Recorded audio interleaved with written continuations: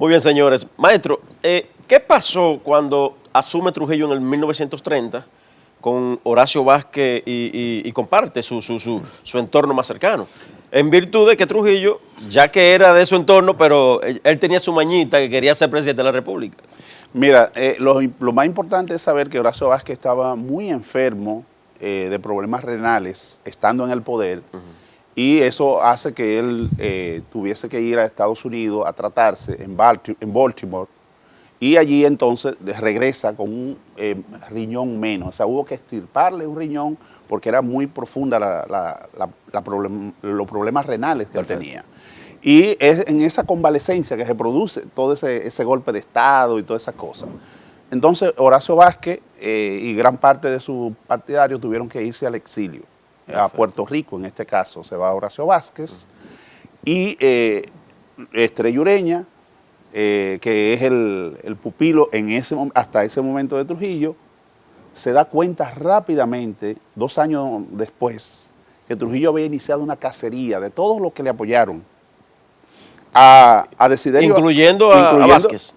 No, Vázquez ya se fue inmediatamente al exilio. Ok, pero él no le siguió, no lo mandó a seguir ni nada. No, o sea, por eso se fue, porque era parte, digamos, de esa persecución y vio que en el proceso electoral todos los partidarios suyos fueron como Morales, como el propio Federico Velázquez, que ellos tenían un acuerdo de la Alianza Nacional Progresista, pues evidentemente tuvieron que irse del país. Y incluso Morales le escribe al señor Sommerwell, que era el representante de los Estados Unidos, le cuenta en varias de sus cartas todas las situaciones que se produjeron aquí en el país, antes y durante toda esa situación, y da los detalles de cómo era Trujillo desde su infancia, un cuatrero que se dedicaba a lo que era el robo de ganado, tanto de reses como de caballos, sí, y como su padre también estuvo en ese tipo de actos delincuenciales, como su hermano, que Petán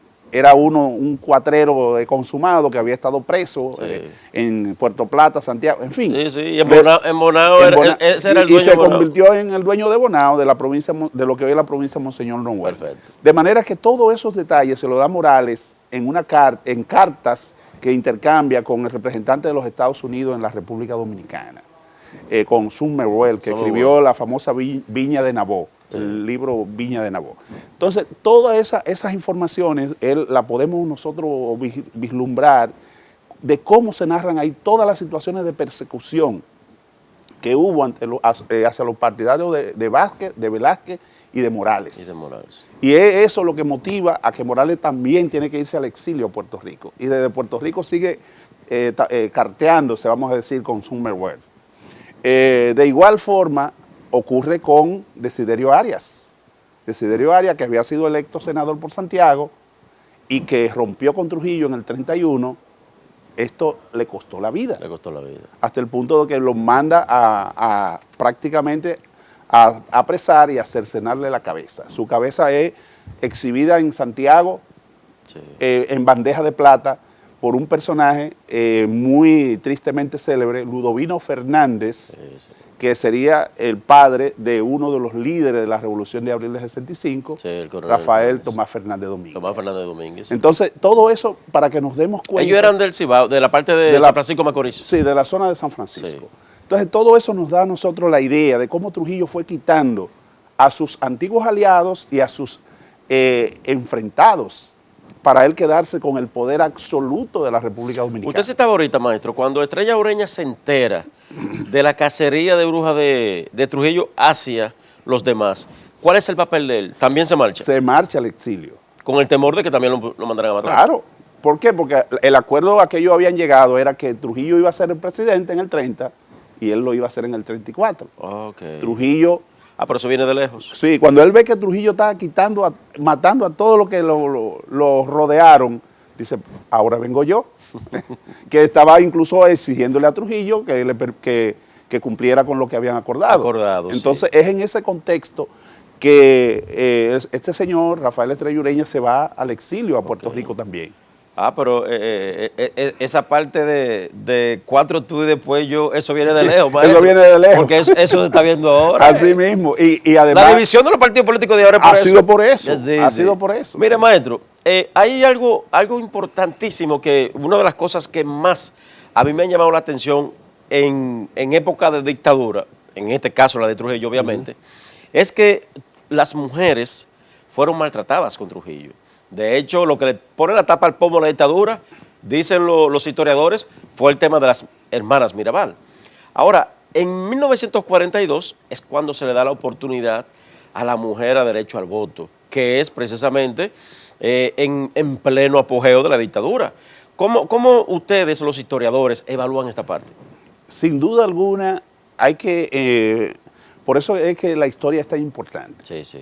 Porque hay que buscar un poco la génesis de toda esa lucha sufragista que hubo en nuestro país, donde mujeres tan importantes en ese proceso libraron lucha de los años inicio del siglo XX, esa lucha por el derecho al voto de la mujer. Sí. Se libró y hubo varias mujeres destacadas, entre ellas Ercilia Pepín, entre ellas varias luchadoras, ¿verdad? Vamos a decir feministas, sí.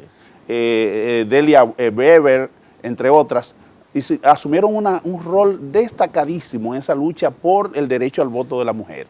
Y es entonces Trujillo, en un contexto que le era desfavorable, cuando él toma la decisión. Tú sabes que en el 37 hubo la famosa matanza. Sí, el corte. El corte, y eso le impidió a Trujillo participar como candidato presidencial en el 38. Sí, ahí hubo ahí llevó a Jacinto Bienvenido Peinado, perfecto, que era de su grupo, y a Manuel de Jesús Troncoso de la Concha, un intelectual bastante destacado en esa época, sí, sí. Uno como presidente y otro como vicepresidente títeres. Al morir Jacinto Peinado en el 40, entonces le sustituye Manuel de Jesús Troncoso de la Concha, termina el periodo, y Trujillo, muy inteligente, y acoge esta demanda del movimiento feminista de otorgarle el sufragio por 2 razones. Para demostrar que era el hombre más democrático, porque en la mayoría de los países del Caribe y de América Latina las mujeres no votaban. Entonces, asumir ese rol... Sí, sí, le daba un repunte positivo en América Latina. Encima de muchos otros presidentes que se autodenominaban democráticos. Perfecto. Y las mujeres no tenían derecho a votar. Es en ese marco que él entonces establece esa legislación favorable al voto de la mujer. Y él entonces aprovecha todo esto para obtener una cantidad de votos que no se había visto antes. Okay. O sea, todos esos votos de la mujer, él los suma al de los hombres, sí, y sí, se ve el hombre más votado de toda la historia. Él lo capitalizó. Claro, de toda la historia electoral del país. No obstante, eso no nos puede llevar a nosotros a desconocer que fue un hecho importante. Claro. Eso del derecho al voto de la mujer es muy importante que ocurra en ese contexto del 42, pero hay que situarlo para que la gente no crea que fue por Trujillo bueno, Trujillo un hombre favorable a las mujeres. Él era favorable a las mujeres, sí, pero con otros propósitos. Claro, claro. Con propósitos más bien malignos. Los que ya sabemos de él. Exactamente.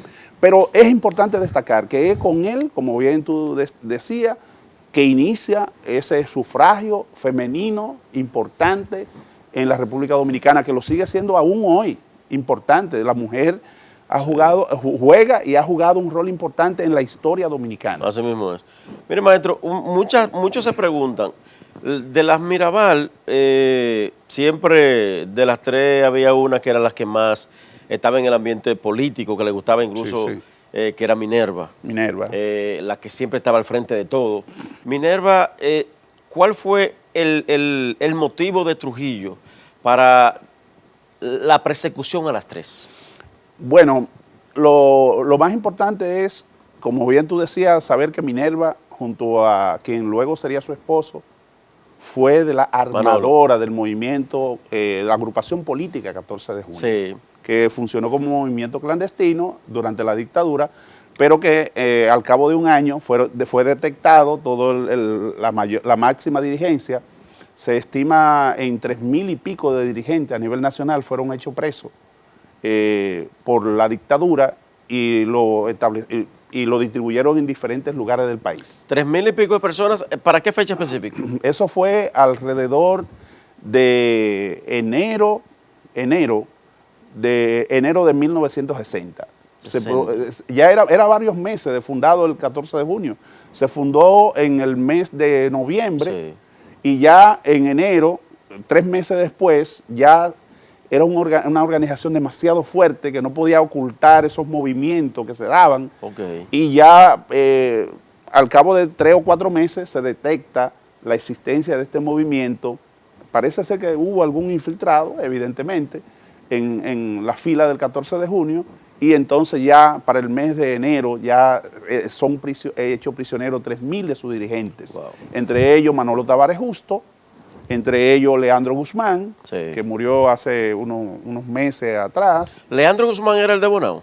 Leandro Guzmán, no, ese es, yo supongo que tú te refieres a Medardo, es uno de los que participó en la gesta del 59. Sí, era abuelo de una amiga mía. Sí, yo esa no es otra persona, pero en el caso de Leandro, era el esposo de María Teresa. De María Teresa. De María Teresa Mirabal.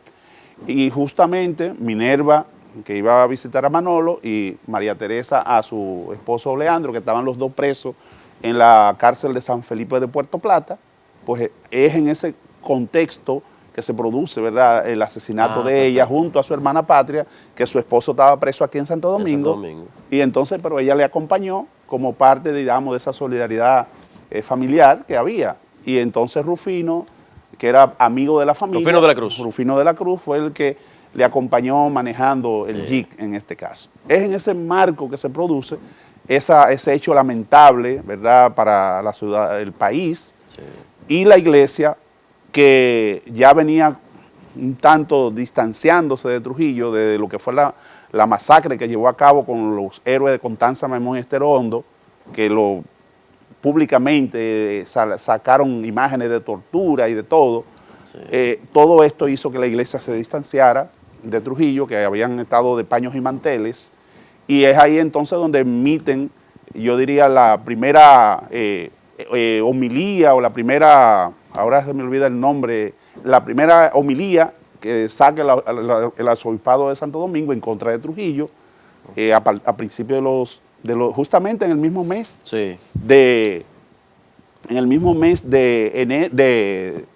en el enero de 1960, después de producirse el apresamiento de todos estos jóvenes. De los 3.000 y tantos. Sí. Y ahí entonces, con el hecho ya del asesinato de las hermanas Mirabal, la ruptura es total de la iglesia con Trujillo. Bien, vamos a la pausa, maestro, nueva vez, y retornamos en breve, ya en la parte complementaria del programa. Trujillo es el tema de esta entrevista y bueno, seguiremos más adelante. Ustedes no se muevan.